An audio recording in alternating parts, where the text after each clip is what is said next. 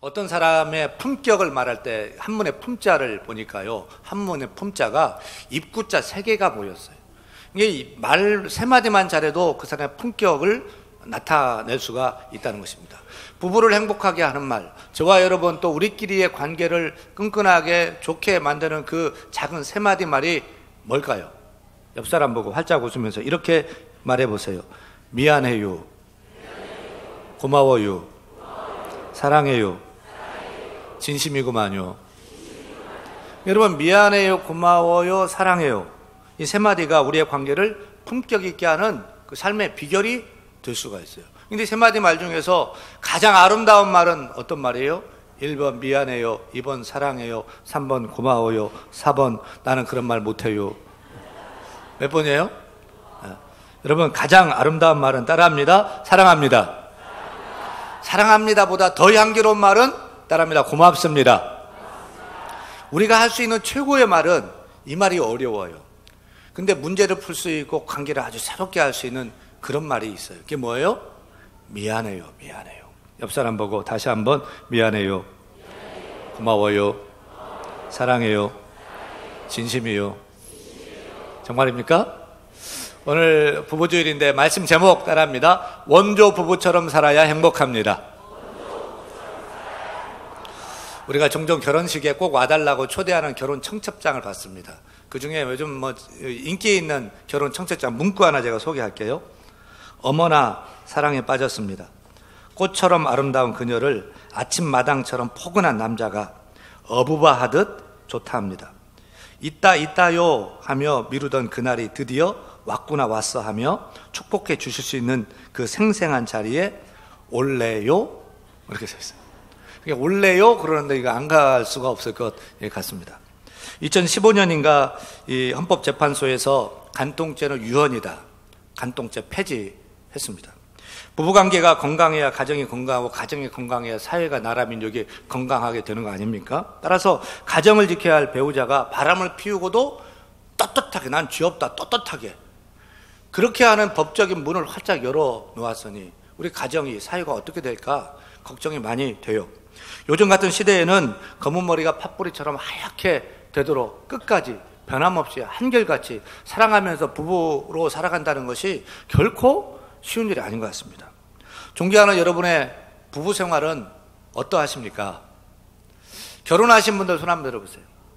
결혼하신 분 번쩍 들어봐요. 나 결혼했다, 자랑 좀 해봐요. 이럴 때 자, 10년 미만은 내려보시고, 10년 미만은 내려보시고, 자, 20년 미만 내려보세요. 저도 만 20년 돼가지고 내리겠습니다. 30년 이상 됐어요? 자, 40년 손 들어보세요. 50년 이상 됐다. 60년 이상 됐다. 60년 된 우리 권사님도 계시고. 참, 50년 이상 되면 금혼식 하잖아요. 근데 그거 똑같은 남자랑 똑같은 여자랑 한 50년 이상 사는데 안 지겨울까 싶어요. 근데 행복한가 봐요. 오늘 2부 예배 때도 우리 남자 집사님, 여자 우리 권사님이 아파서 병원에 계시거든요. 혼자 나와서 예배하니까 오늘 부부주일 예배 들으면서 남들은 웃고 즐기는데 그냥 그 눈물이 그 남자 집사님 앞에 있는 거예요. 사랑하는 아내가 아파서 같이 예배 못 들으니까 마음이 아파하시는 것 같아요. 성경이 말하는 결혼, 성경이 말하는 부부, 하나님께서 교회보다 가정을 먼저 만드셨는데 성경이 말하는 가정은 무엇일까요? 창세기 2장 18절로 본문 읽었는데 인류의 첫 원조 가정, 원조 부부가 나와요. 원조 부부 남편 누구? 아담. 아내가 누구? 하와. 18절 말씀, 18절 읽습니다. 여호와 하나님이 이르시되 남자가 혼자 사는 것이 좋지 아니하니 내가 그를 위하여 돕는 배필을 지으리라 하시니라. 여기서 우리는 좋지 아니하니라는 말을 주목해야 돼요. 하나님은 세상을 만드시고 창조하시고 모든 게 다 좋다고 했잖아요. 첫째 날 빛을 만드시고 하나님 보시기에 좋았더라. 둘째 날에 궁창을 만드시고 위로 하늘과 아래로 물을 나누시고 하나님 보시기에 좋았더라. 셋째 날도 좋았더라. 넷째 날도, 다섯째 날도, 여섯째 날도 사람을 하나님이 만드시고 하나님의 보시기에 심히 좋았더라고 하셨어요. 그러니까 하나님이 지으신 모든 것을 보고 다 좋다고 말씀하셨어요. 근데 오늘 창세기 2장 18절 말씀 보니까 하나님이 이렇게 말씀하셔요. 여호와 하나님이 이르시되 사람이 혼자 사는 것이 좋지 아니하니 그렇게 좋아하시다 하나님께서 무엇을 보고 좋지 않다고 그래요? 독신, 혼자 사는 것을 보고 좋지 않다고 여기셨어요. 오늘 말씀은 최초의 가정 얘기를 하시면서 남자가 독처하는 것에 대한 위험성을 성경은 지적하고 있어요. 여러분, 여자가 혼자 사는 것은 제가 여자가 아니니까 어떠한지 잘 모르겠고, 남자가 혼자 산다, 윤영민이 결혼 안 하고 혼자 산다, 이건 좋지 않은 일이 아니고요, 끔찍한 일이고요, 생각할 수 없는 일이고요. 저는 이게 여자 없이, 우리 정나 없이 혼자서는 못 살 것 같습니다. 하나님은 우리 사람을 완전하게 만들지 않았습니다. 부족하게 만들었어요. 결핍되게 만들었어요. 그래서 부족을 채우고 결핍을 채워야 돼요. 근데 희한하게도 사람의 부족 가운데 외로움이라는 부족, 고독이라는 그 결핍은 돈으로 채울 수 있을 것 같은데 그걸로 채울 수 있어요? 안 돼요. 세상의 출세, 인기, 명예로 채울 수 있어요? 그 고독을 채워지지가 않아요. 우리가 사는 세상에 돈으로 못할 게 뭐 있어요? 세상에 부귀영화, 권력 가지고 못할 게 뭐 있어요? 근데 희한하게도 남자는요, 사랑하는 여자로만 채워지고, 여자는요, 사랑하는 남자로만 만족을 얻을 수 있도록 하나님이 그렇게 만드신 줄 믿으시면 아멘. 아멘. 따라서 결혼은 선택이다, 필수다? 필수다. 하나님이 결혼하도록 그렇게 만드셨어요. 사람들이 그러죠. 결혼은 해도 후회, 안 해도 후회. 그렇다면 어차피 후회할 것이라면 하고 후회하는 게 훨씬 낫지 않겠어요? 근데 후회할지언정 결혼해 보세요. 좋아요. 좋아. 행복하고요. 좋아요. 근데 누구는 결혼하면 행복할 줄 알았는데 잘못 만나가지고 불행하다는 거예요. 그래서 후회하고 싸우고 결국 찢어지는 것을 봅니다. 근데 여러분 기억하세요. 내가 내 남편, 내 아내 내가 고르는 거예요? 내가 꼬시고 내가 사귀자고 내가 프로포즈해서 결혼한 거예요? 우리 신앙인, 우리 믿는 자는 그렇게 생각하면 안 돼요. 누가 만나게 하셨어요? 누가요? 누가 사랑하는 마음을 주셨어요? 누가 결혼하게 하셨어요? 하나님이요. 여러분의 배우자는 하나님이 나에게 가장 좋으니까 가장 좋은 짝으로 하나님이 만나게 하셨다고 믿으시는 분만 아멘. 하나님이 그래서 가장 이상적인 부부로 결혼하게 하셨다고 믿으시면 아멘. 결혼의 주권은 내게 있는 게 아니에요. 결혼의 주권은 하나님께 있습니다. 원조 부부였던 아담과 하와가 처음 어떻게 만났죠?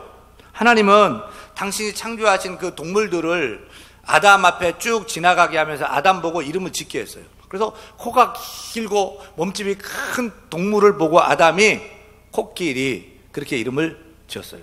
목이 길고 다리가 긴 짐승을 보고서 아담은 기린이라고 이름을 지었어요. 이 동물이 우는데 야옹야옹 울어요. 그래서 뭐라고 지었어요? 고양이라고 이름을 지었어요. 소인데 코에 뿔이 달렸어요. 이름을 뭐라고 지어요? 코뿔소. 또 말인데 몸에 얼룩무늬가 있어. 그래서 얼룩말. 이렇게 아담이 모든 동물에게 이름을 지어주면서 보니까 모든 동물들은 다 짝이 있어. 근데 자기는 짝이 없어요. 나도 짝이 있으면 좋겠다. 혼자 밥 먹고 혼자 잠자는 것도 지겹다. 같이 먹고 같이 잘 수 있는 그런 짝이 필요하다는 심리적인 준비, 필요, 결핍을 느끼도록 하나님이 그렇게 하셨어요. 그리고 하나님께서 아담을 깊이 잠재웁니다. 21절 보니까 여호와 하나님이 아담을 깊이 잠들게 하시니, 하나님이 아담에게 깊은 잠을 주셨어요. 이 잠은 보통 잠이 아닌 것 같아요. 가슴을 열고 갈비뼈를 뽑아내는데도 아프지 않도록 깊은 잠을 자도록 하셨어요. 그러니까 하나님이 최초의 정형외과 의사였던 것 같습니다. 유대 전성에 보면 왜 하필 하나님께서 남자의 갈비뼈를 뽑아가지고 여자를 만들었을까? 이렇게 유대 전성은 얘기합니다.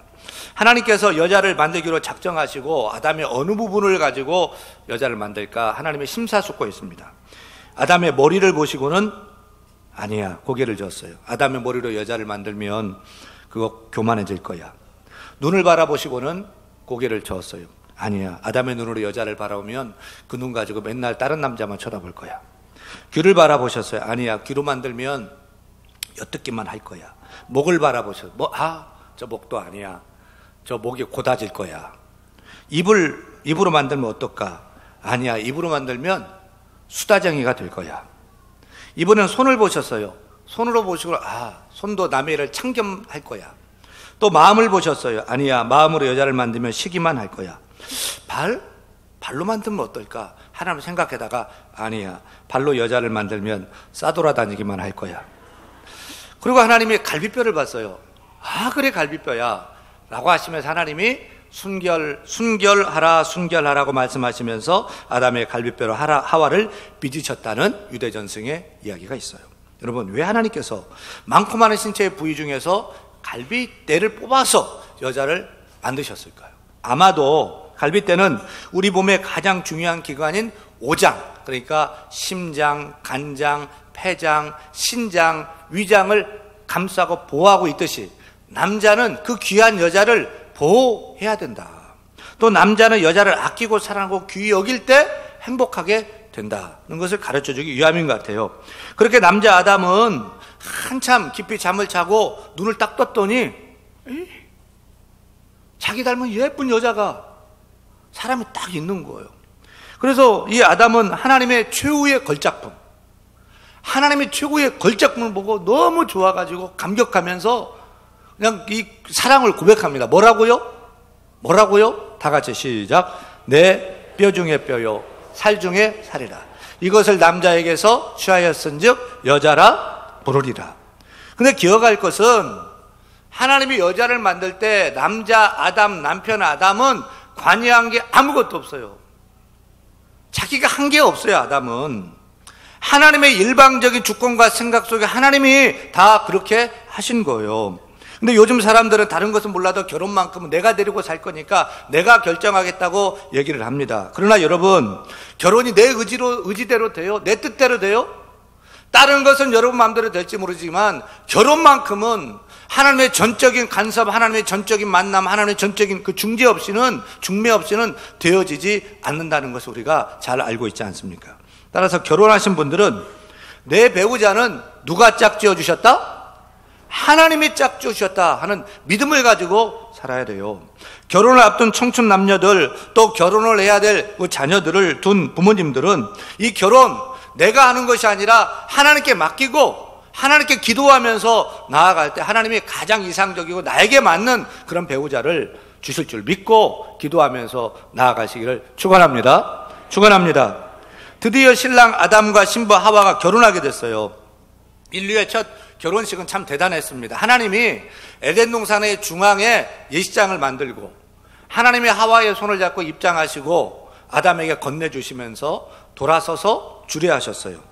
우리 다 같이 인류의 첫 번째 주례사 같이 읽습니다. 24절이죠. 같이 읽어요. 이러므로 남자가 부모를 떠나 그의 아내와 합하여 둘이 한 몸을 이룰지로다.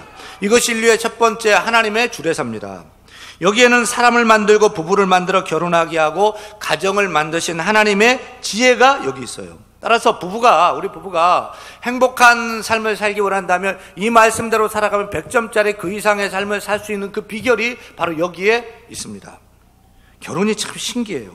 남자와 여자가 서로 다른 두 개체예요. 근데 남자 여자가 만나서 결혼하면 1 더하기 1은 분명히 2인데 남편 더하기 아내는 한 몸 하나라는 거예요. 이게 부부라는 거죠. 그래서 웨딩홀 중에 둘이 원이라는 이름의 그 예식장이 있어요. 둘이 하나 됐다는 거죠. 여러분, 부부의 날이 언제예요? 가정의 달인 5월 며칠? 21일. 왜 21일이에요? 둘이 1 하나라고 해서 21일을 부부의 날로 정한 거죠. 서로 다른 두 남녀가 결혼해서 한 몸 하나 되었다는 것이야말로 결혼의 신비입니다. 근데 행복한 부부로 둘이 하나 되어서 아름다운 가정을 이루기 위해서는 3가지의 단계가 필요하다는 사실을 기억해야 돼요.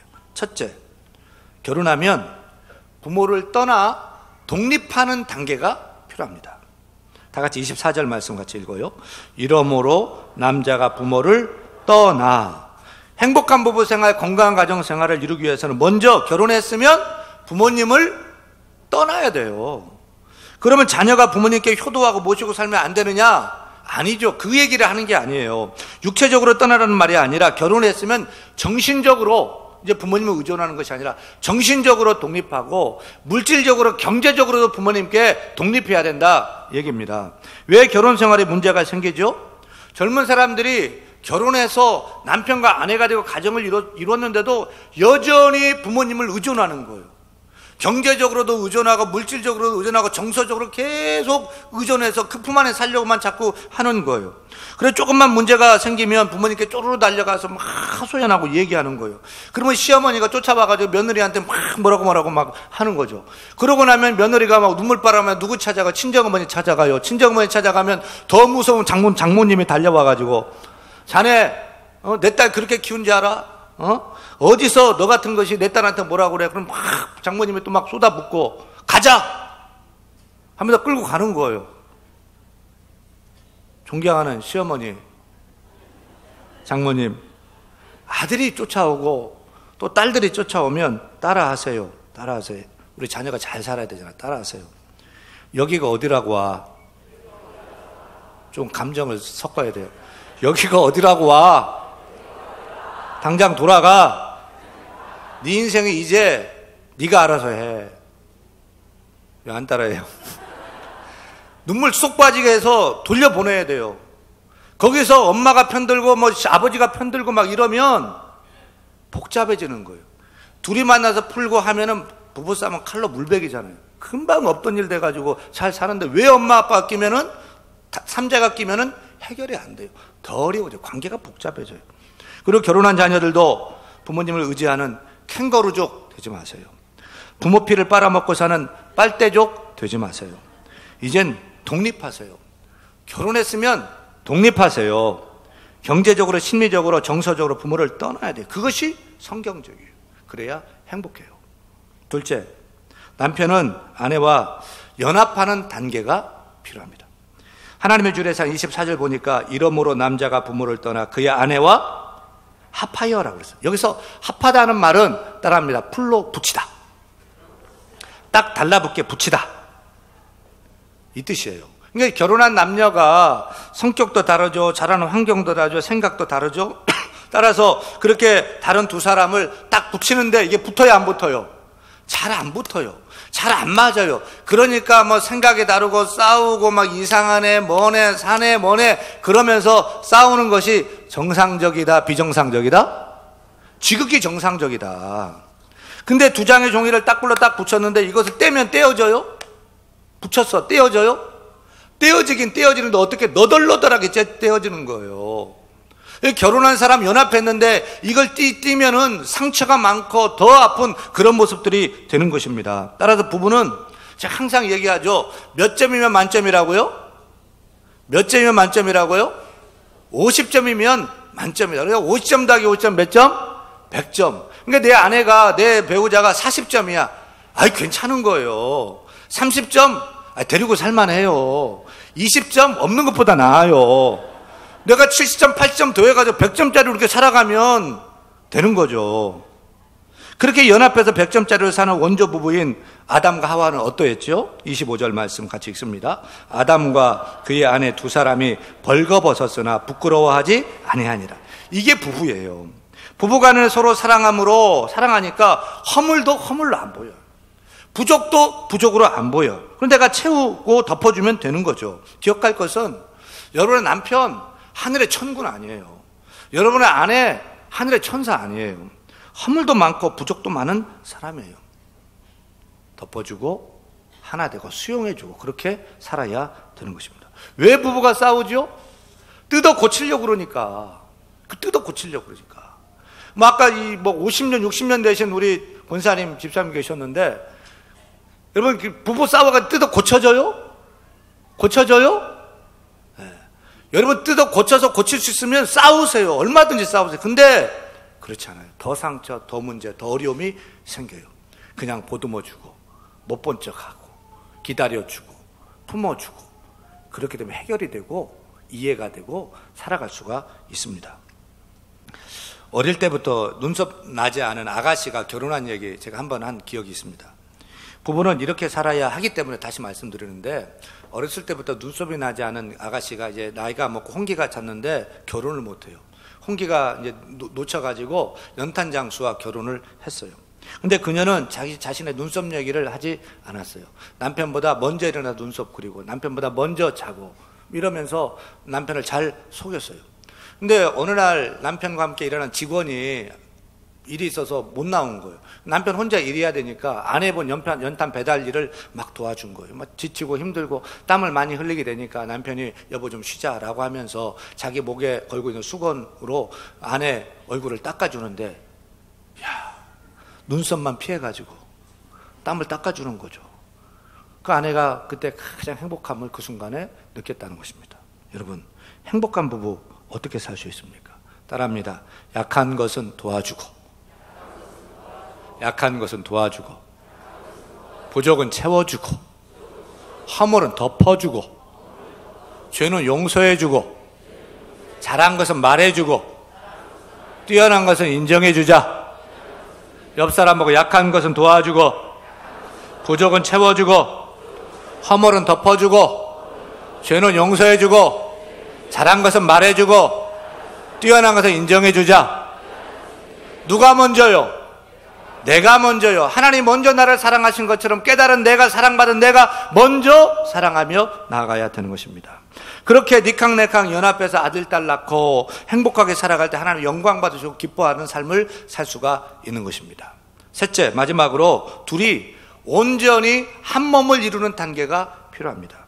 결혼한 남자와 여자가 연합해서 한 몸이 되죠.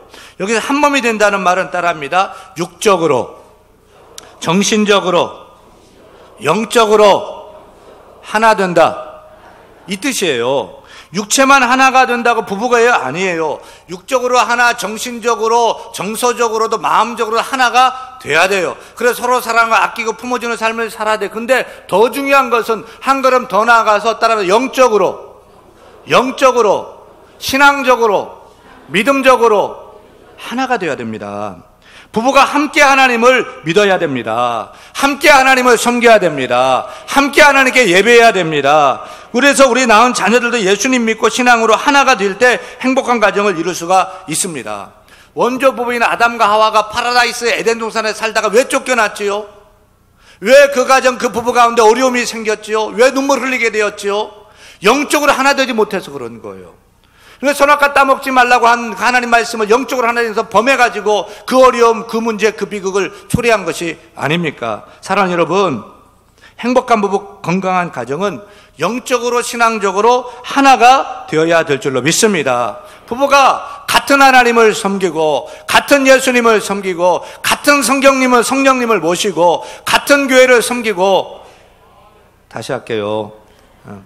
부부가 같은 하나님을 섬기고, 부부가 같은 예수님을 섬기고, 같은 교회를 섬기고, 같은 말씀 붙들고 같이 순종하면서 살아갈 때 행복할 수가 있는 것입니다.